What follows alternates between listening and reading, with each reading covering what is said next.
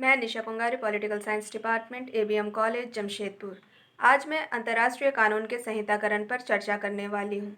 संहिताकरण का अर्थ होता है किसी जटिल विषय के नियमों को क्रमबद्ध एवं सुव्यवस्थित ढंग से संग्रहित करना। संहिताकरण की आवश्यकता क्यों होती है? क्योंकि संहिताकरण करने से अंतर्राष्ट्रीय कानून का प्रयोग सरल हो जाएगा। जिन विषयों में अब तक कानून नहीं बन पाए हैं, उन विषयों पर भी कानून का निर्माण हो सकेगा और जिन विषयों में कानून बन चुके हैं, उन कानूनों को एक ही स्थान पर क्रमबद्ध किया जा सकेगा। इससे कानूनों के बीच जो भी संदेह है, उसका निराकरण किया जा सकेगा। यह भी निश्चित किया जा सकेगा कि किन विषयों में सुधार एवं विकास की आवश्यकता है। संहिताकरण के लाभ। संहिताकरण करने से कानूनों में स्पष्टता और सुनिश्चितता आती है।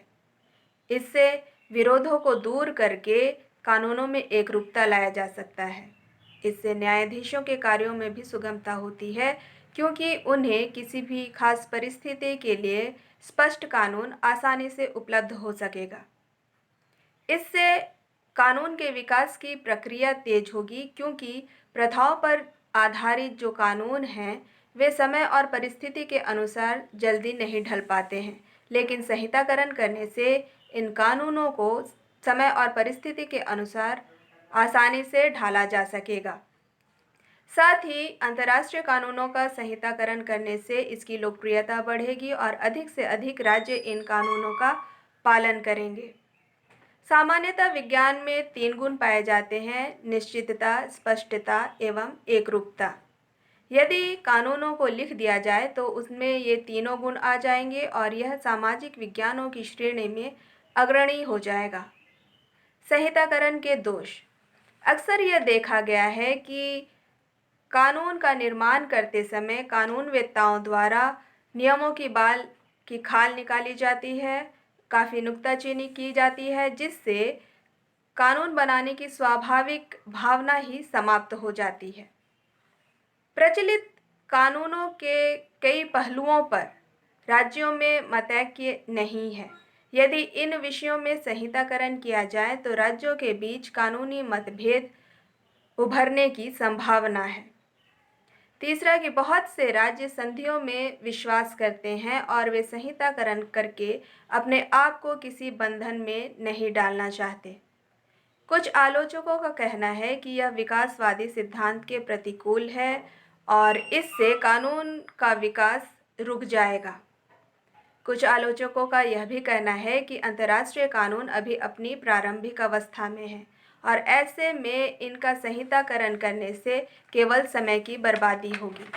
आजकल हम लोग आज के दौर में कई अंतर्राष्ट्रीय प्रवृत्तियां उभर कर आई हैं, जैसे नए राज्यों का उदय, आतंकवाद का भय, भूमंडलीकरण, सूचना प्रौद्योगिकी में आए बदलाव, पर्यावरणीय चुनौतियां, विज्ञान एवं तकनीक का आविष्कार। इन कारणों से भी अंतर्राष्ट्रीय जगत में अंतर्राष्ट्रीय कानून की उपयोगिता बढ़ी है, लेकिन इसमें भी कई कठिनाइयां हैं। प्रथाओं और परंपराओं पर प्रचलित कानूनों के अनेक पहलुओं पर सभी राज्य एकमत नहीं हैं, अतः सर्वसम्मति से किसी कानून का निर्माण करना मुश्किल होगा।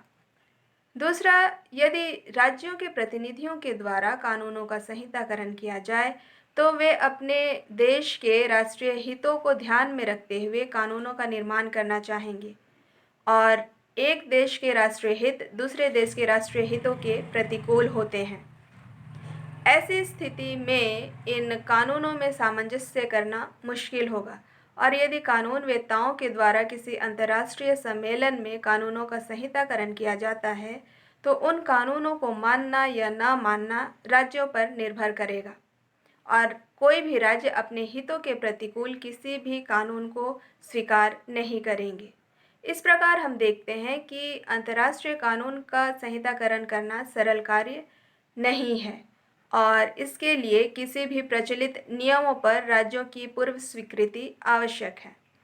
साथ ही यह भी देखा जाता है कि विकसित और विकासशील देशों के दृष्टिकोणों में अंतर है, लेकिन आजकल राज्यों के बीच जिस प्रकार पारस्परिक निर्भरता बढ़ी है, उससे नियमों के पालन के प्रति झुकाव भी बढ़ा है। अतः आवश्यकता इस बात की है कि राज्य संहिताकरण को अपने ऊपर एक बंधन के रूप में न देखकर राज्यों के बीच होने वाली अराजकता का अंत करने के साधन के रूप में इसे देखने का प्रयास करना चाहिए। धन्यवाद।